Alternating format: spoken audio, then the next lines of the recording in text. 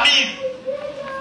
Kuna uchafu ambao huja kwenye maisha ya mtu ambao unaletwa, sio mtu amechafuka yeye mwenyewe.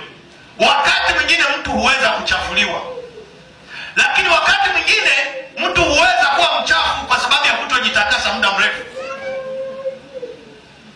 Bwana Yesu asifiwe. Haleluya.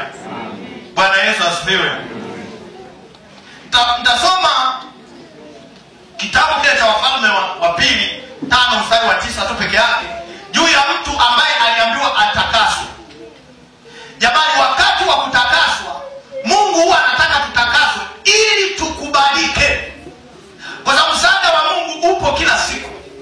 Hasa inategemeana, wakati mwingine yawezekana anachafuliwa, ila mimi sijui kama anachafuliwa. Bwana Yesu asifiwe. Bwana Yesu asifiwe. Bwana Yesu asifiwe. Kuchafuliwa kuko kwa aina nyingi sana.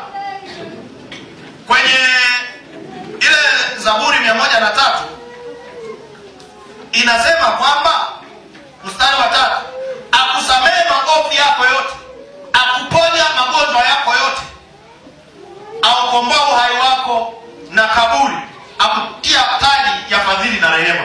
Anaanza kusema anakusamehe maovu. Hakuna majibu yoyote kwa mwanadamu kama kwenye maisha yake kuna uchafu. Uchafu wa kweli, uchafu wa kutengeneza, uchafu wa kusingiziwa. Uchafu wowote una madhara kwenye maisha ya mtu. Haleluya. Bwana Yesu asifiwe. Unaweza ukasema haina maana. Wakati unapochafuliwa, uchafu ule una matokeo yake. Kwa jitahidi sana kujitakasa kwenye maisha yako, kwa sababu uchafu una madhara kwenye maisha ya mtu. Biblia inasema hivi, akusamehe dhambi zako.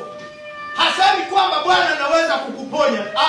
Mtu yuko kwenye familia yake, wanaishi vizuri, unakuta kwenye ile familia mazungumzo yao sio kama jana na juzi. Mtu yuko kwenye kanisa, yuko na wapendwa wenzie, mazungumzo yao yanabadilika, sio kama jana na juzi. Kuna jambo limefanyika, limekwenda kuchafua, hata yeye mwenyewe hawezi kujua. Swala lililopo, anatakiwa kuitii kweli. Bwana Yesu asifiwe. Wakati mwingine msaada wa Mungu unaweza ukaenda mbali kwa sababu ya uchafu. Sasa haijalishi nimechafuliwa na wengine au mimi mwenyewe, ila adui hutumia hila kuwachafua watu kwenye maisha yao ili wasipate msaada wa Mungu. Andika maandiko hayo, utasoma mwenyewe ambavyo adui huchafua maisha ya watu. Ezra 4:6. Yakatokea mashutumu, watu wakashutumiwa kwa uongo ili tu kuchafua. Shetani ni mjanja, anatumia njia yoyote ile ili huyu mtu achafuke, ili asiweze kusimama.